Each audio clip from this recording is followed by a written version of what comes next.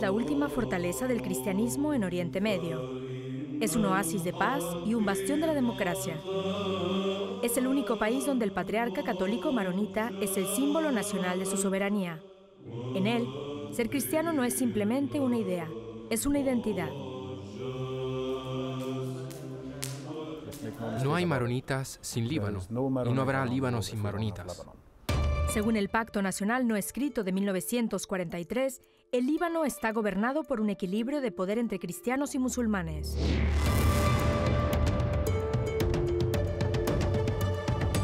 El primer ministro siempre ha sido un musulmán sunita y el presidente un católico maronita. Este consenso de poder es fruto de una larga convivencia y respeto mutuo. Sin embargo, la paz es muy frágil.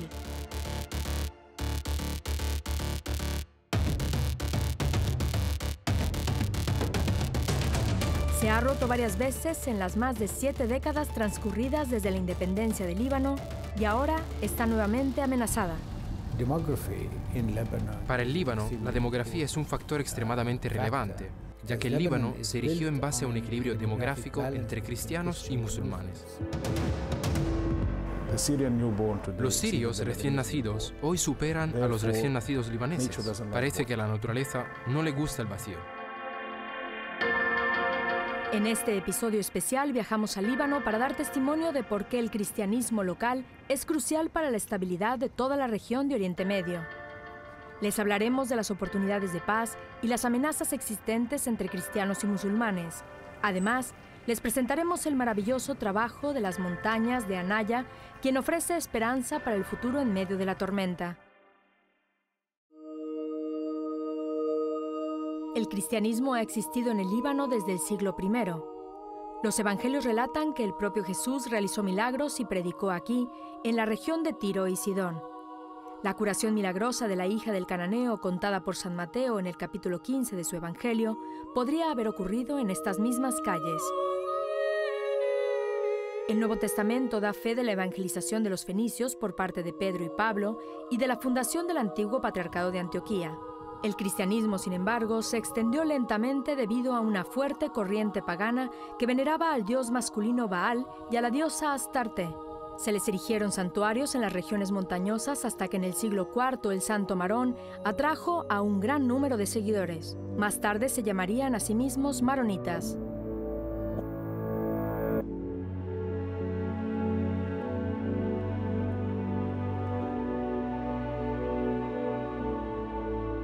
Los maronitas convirtieron la práctica pagana de los santuarios forestales en veneración de la única madera santa, la cruz de Cristo, y la veneración de Nuestra Señora suplantó la adoración de la divinidad femenina Astarte.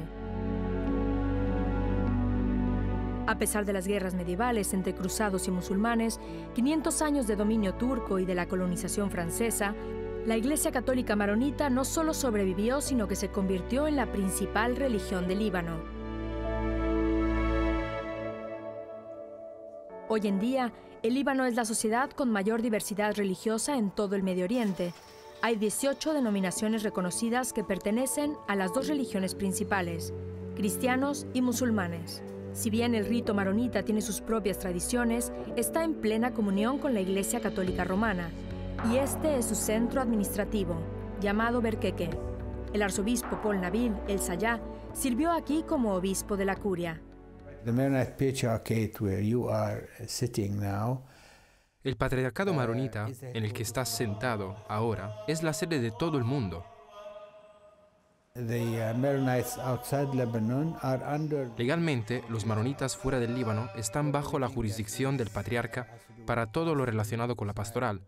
Canónicamente, Roma mantiene la prerrogativa de aprobar a los obispos. Existen algunas variaciones entre los ritos latino y maronita. en la liturgia, en la ley canónica o en el matrimonio del clero, pero dogmáticamente no hay diferencias. Los cristianos maronitas eran el grupo religioso predominante en el Líbano hasta las 2 guerras civiles que obligaron a muchos cristianos a abandonar el país en busca de una vida mejor y más estable.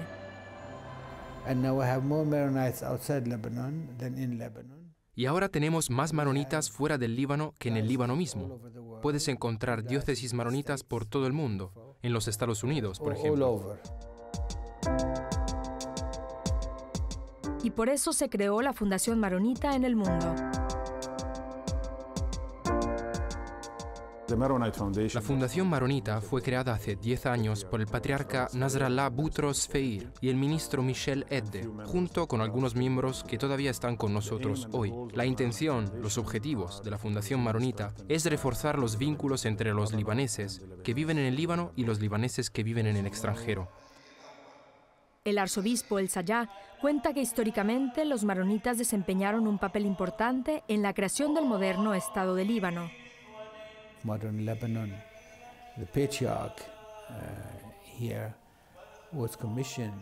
En 1919 se le encargó a nuestro patriarca ir a Francia, tanto por los musulmanes como por los cristianos, y dirigió una delegación que buscaba la independencia del Líbano después de que el Imperio Romano se derrumbó. En aquel momento los maronitas, los cristianos, insistieron en que el Líbano sería un país donde los cristianos y los musulmanes compartirían en el poder por igual, a pesar de que los musulmanes eran mucho menos numerosos que los cristianos por aquel entonces. Y los cristianos insistieron en que querían igualdad y que no querían tener una religión estatal. De modo que este es el papel que los maronitas han tenido en la historia del Líbano y el que siguen desempeñando en la actualidad. Y hoy, como dice el arzobispo El Sayah, el Líbano necesita a sus cristianos más que nunca.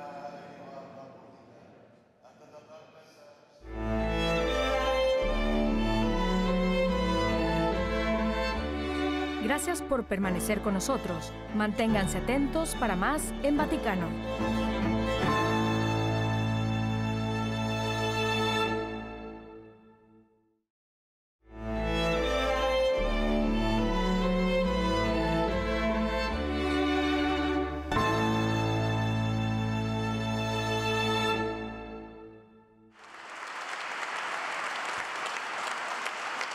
Durante el tradicional intercambio de saludos de Año Nuevo con el cuerpo diplomático acreditado ante la Santa Sede, el Papa Francisco agradeció al Líbano y a Jordania por dar la bienvenida a los refugiados de todo el Medio Oriente. El Papa expresó su esperanza de que los refugiados puedan regresar pronto a sus países de origen con buenas condiciones de vida y una seguridad adecuada. El Papa Francisco también señaló que a pesar de la enemistad entre musulmanes y cristianos que la guerra ha provocado en diferentes partes del Oriente Medio, ambos han coexistido pacíficamente durante mucho tiempo. Uno de los mejores ejemplos de esta coexistencia pacífica se encuentra en el Líbano. Esto es por lo que el Líbano es tan importante. Es la razón por la cual el Papa Francisco, durante nuestra reciente visita de noviembre, se centrara de verdad en esa cuestión, en esa fórmula creativa, como él mismo la denominó, ese equilibrio entre cristianos y musulmanes, que es importante y que deberíamos mantener y consolidar. Es lo que el anterior Papa, San Juan Pablo II, dijo sobre que el Líbano es más que un país, el Líbano es un mensaje. La mayoría de los refugiados en el Líbano son musulmanes. Aunque sus necesidades también merecen una mirada profunda, en este episodio estamos explorando las necesidades de los refugiados cristianos en dicho país. En los últimos 70 años, el Líbano ha recibido unos 2 millones de refugiados, es decir, un refugiado por cada 4 ciudadanos libaneses. El número es aproximado porque no existen medios para registrar oficialmente una afluencia tan enorme. Se ve como una invasión invisible por unos y como una oportunidad para cambiar el poder por otros. Pero básicamente para los refugiados es solo una búsqueda de refugio y seguridad.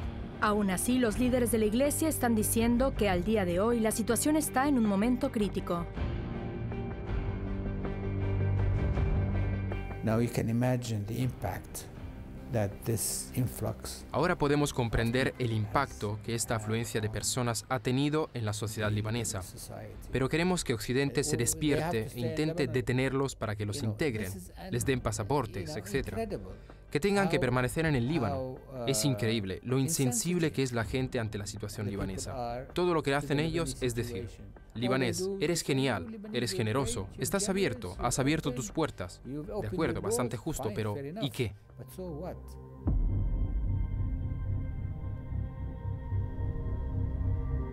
Los refugiados llegaron al Líbano en 4 grandes oleadas. Primero, miles de armenios huyeron del genocidio turco en 1915.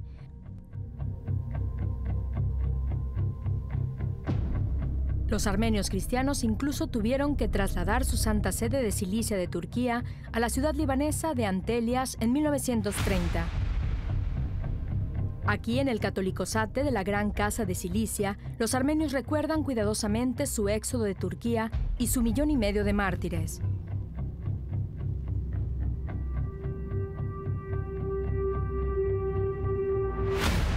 El Museo Aram Besikian, en Biblos, está dedicado a los huérfanos del genocidio armenio.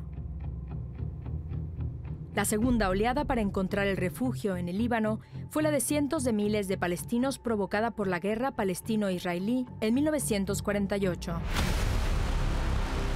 La presencia de tantos refugiados musulmanes rompió el equilibrio demográfico entre cristianos y musulmanes y condujo al Líbano a un incipiente conflicto interno, una guerra civil que duró desde 1975 a 1990.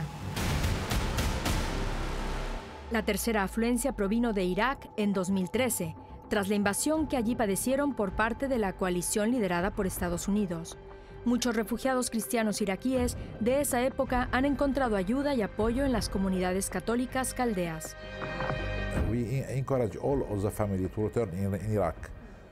Animamos a todas las familias a regresar a Irak, porque es nuestra tierra, pero no es fácil para los refugiados.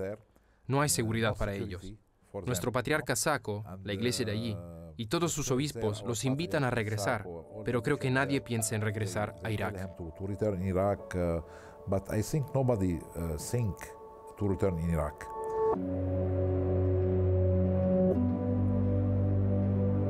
I'm Aysen. I'm from Iraq and I live in Lebanon. Hola, soy Isan, soy de Irak, vivo en Líbano y soy cristiana. Por supuesto, viajaré a cualquier lugar del mundo que sea seguro. E iré a Irak si el país se vuelve más seguro, más cómodo, no racista ni esas cosas. Por supuesto, tendrá que ser un buen lugar para vivir. Pero lo primero que pienso es vivir en otro país, como Estados Unidos o Canadá. Another country like United States, Canada, as you said. Here in Lebanon, as you know, it's not easy to live because they have not a document. Aquí en el Líbano, como saben, no es fácil vivir porque no tienen documentos acordes. Así que tenemos gente que va a la cárcel porque es ilegal. Y luego enviamos muchas cartas al gobierno para decirle que por aquí conocemos a esas personas. Tenemos 3 centros para los caldeos. También un gran centro de salud donde 12 doctores trabajan para ayudar a los refugiados.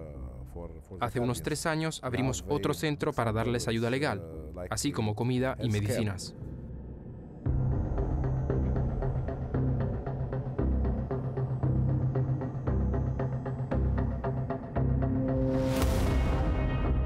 Desde que estalló la guerra civil en Siria en 2011, más de 1,5 millones de personas han encontrado refugio en el Líbano.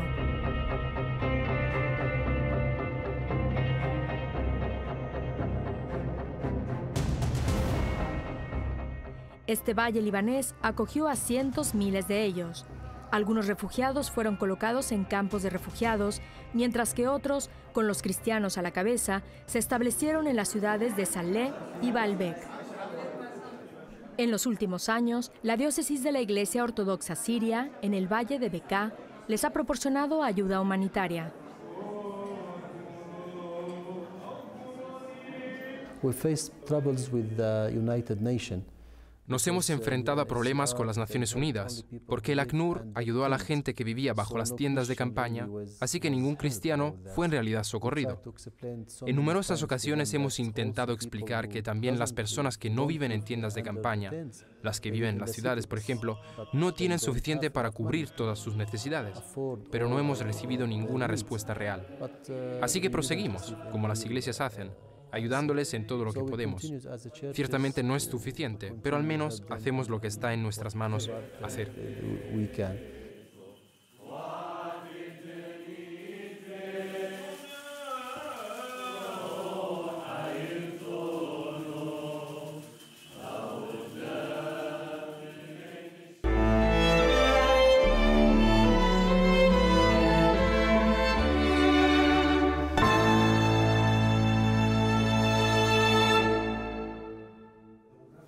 Nehemat Frem es miembro del Parlamento y presidente del Comité Económico y Planificación, así como presidente de la Fundación Maronita en el mundo. Está preocupado por la estabilidad del Líbano al día de hoy.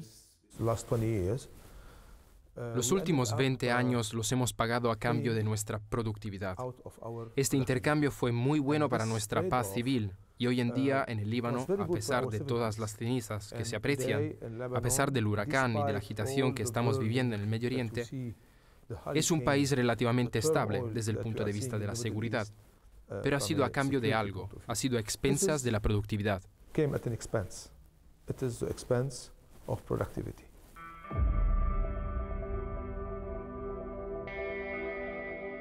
La deuda nacional libanesa es de casi 100.000 millones de dólares, dice Frem. Está creciendo a una tasa del 8% anual, pero el crecimiento económico está cerca de cero. La nación ha llegado al punto de que los ingresos provenientes de los impuestos solo cubren los salarios del sector público.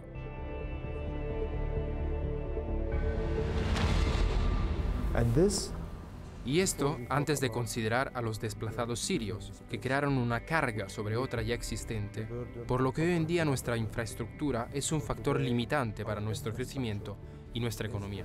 Tenemos que resolver esto.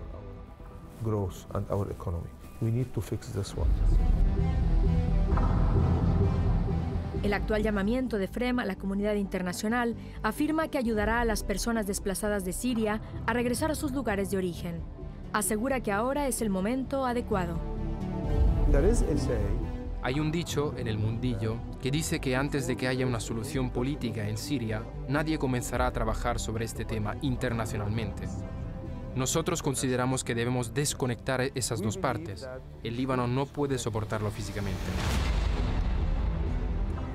Si el Líbano se derrumba, entonces ustedes tendrán un problema importante, un problema aún mayor.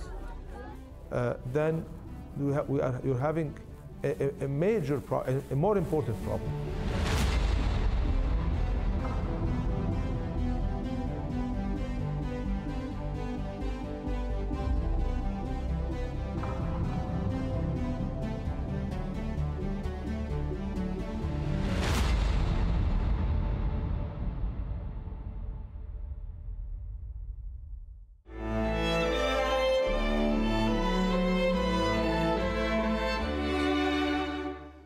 En breves instantes regresamos con más en Vaticano.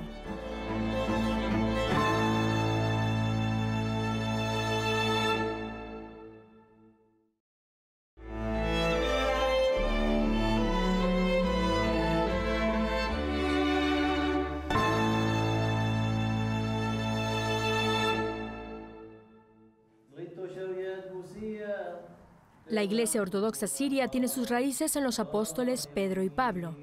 Es una de las iglesias más antiguas del mundo. La mayoría de los cristianos sirios están en Siria, así como en su cuartel general. El arzobispo Zafar dice que muchos cristianos sirios que han huido quieren volver a sus pueblos natales porque la situación ha mejorado, pero todavía necesitan ayuda.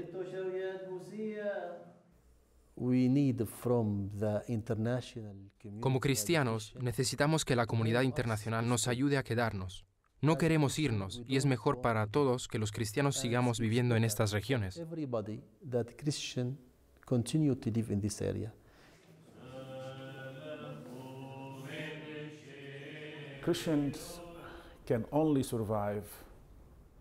Los cristianos solo pueden sobrevivir donde hay libertad y democracia. Y en esta parte del mundo, la esperanza de libertad y democracia es imposible si no hay cristianos, por lo que podríamos acudir a la ingeniería inversa. A menos que haya cristianismo en las sociedades pluralistas, no hay esperanza para la democracia. El profesor Alexis Moukarcel es arquitecto y miembro del Consejo en Defensa de los Cristianos. Dice que a lo largo de la historia los cristianos han jugado un papel indispensable en la sociedad de Oriente Medio. Ellos transmitieron el conocimiento greco-romano al Islam, fueron los primeros en introducir la imprenta y durante mucho tiempo han sido el puente entre Oriente Medio y el mundo occidental. Por eso, dice, es tan importante defender y apoyar a las minorías cristianas. If you go beyond a certain threshold, the community vanishes. Si se va más allá de cierto umbral, la comunidad se desvanece y la proporción mayoritaria de personas que se van son cristianos. ¿Por qué? Porque se pueden sentir a gusto en cualquier parte del mundo, aunque tengan sus vínculos en Oriente Medio. Y para poder darle solución de nuevo, en Oriente Medio debemos asegurarlos. No hablo del Líbano. En el Líbano estamos políticamente muy bien asentados con las demás comunidades, sino en Irak, en Siria o en Egipto. Darle todos los derechos civiles. No puedo imaginar que en pleno siglo XXI, a las puertas de Europa, no se conceden derechos civiles a las minorías. Empezar con eso y después restaurar otra vez sus redes económicas. Pero también deben desempeñar su papel cultural teniendo en cuenta que puede jugar a favor del mundo musulmán. El cristianismo en Oriente Medio se caracteriza por la diversidad de sus creencias y tradiciones. Es la herencia espiritual y cultural de toda la cristianidad.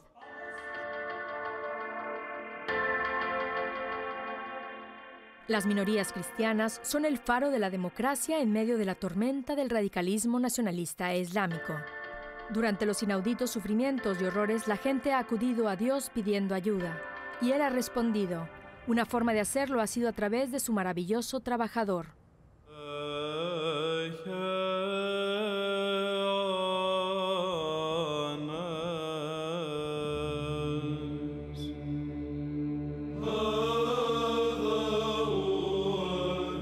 Sancharbel era un monje y sacerdote maronita que vivió en la segunda mitad del siglo XIX.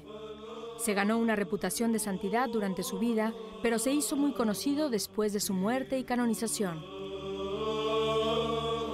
Hoy en día, miles de personas viajan a las montañas de Anaya al santuario de Sancharbel para pedirle gracias.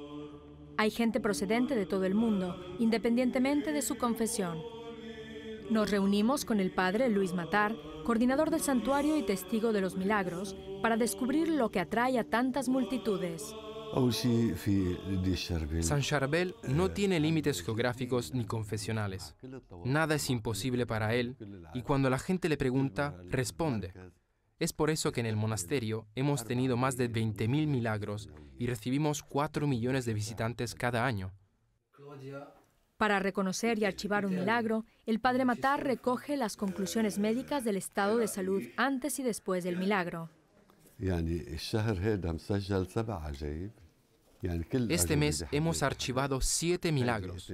Cada milagro por sí mismo es un fenómeno. Uno italiano, uno libanés y otro iraquí. ¿Por qué Sancharbel hace tantos milagros y cuál es su mensaje para el Líbano? El ex ingeniero nuclear y oficial militar, Raymond Nader, cree que tiene la respuesta.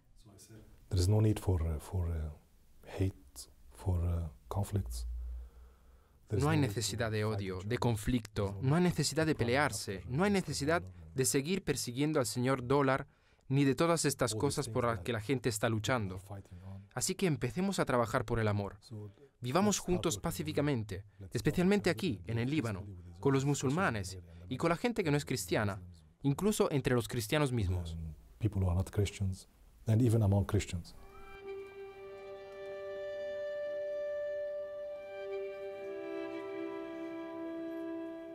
El mismo Sancharbel ayudó a Nader a llegar a esta conclusión. Experimentó conflictos armados, adversidades y muerte.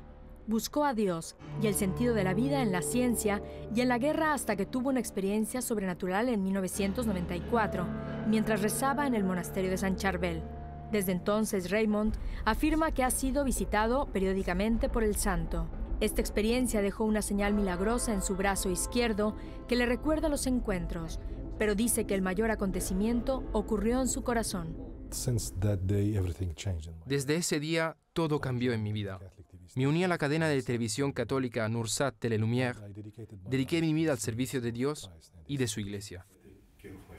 Hoy Raymond viaja por el mundo para compartir el testimonio de sus encuentros sobrenaturales y para animar a los cristianos con el mensaje de San Charbel, mensaje que él mismo ha aplicado en su vida. The first thing that we have to do is to regain our faith, to be Christians, to live as Christians. Lo primero que tenemos que hacer es recuperar la fe, ser cristianos, vivir como cristianos, ser testigos de Cristo, vivir los valores cristianos, leer la Biblia, orar. La solución comenzará solo si hacemos esto. Sin esto, no podemos definirnos una civilización. El cristianismo está a la base de nuestra civilización. Es en lo que creemos, es nuestra fe, es nuestra religión, es nuestra dimensión espiritual. Si abandonamos esta dimensión, perderemos parte de nuestra esencia. Y si llegamos a ser cristianos de verdad, dando testimonio de Cristo como la iglesia primitiva, todo cambiará. Siento que está llegando el momento de que recuperemos nuestra fe, en Europa, en los Estados, en todo el mundo. La humanidad ahora está buscando a Dios, necesita a Dios, porque ha llegado un momento en el que la ciencia no da soluciones definitivas a los problemas. Y siento que el próximo siglo, este siglo, será un siglo de regreso a Dios, el Dios que conocemos. And I feel that the next century, this century, will be a century of coming back to God, the God that we know.